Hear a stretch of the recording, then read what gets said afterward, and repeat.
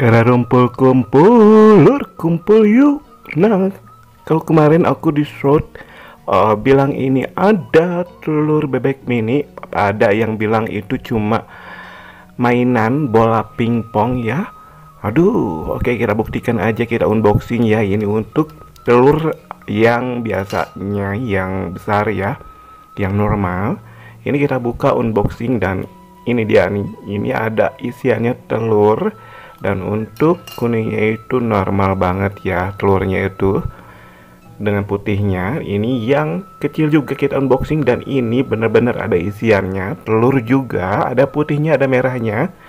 Cuma yang kecil ini bisa kalian lihat untuk si merahnya itu enggak bulat sempurna, itu seperti gagal ya. Kalau telur mini itu seperti telur gagal.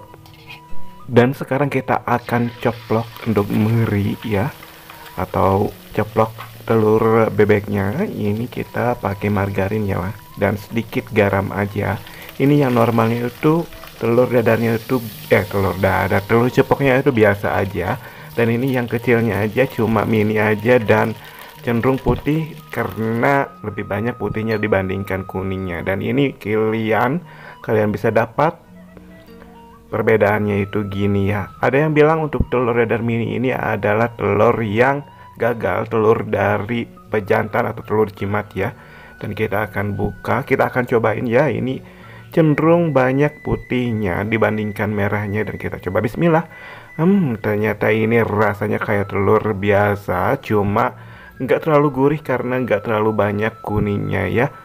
Dan ini yang biasa juga, telurnya rasanya biasa aja, gurih, nikmat.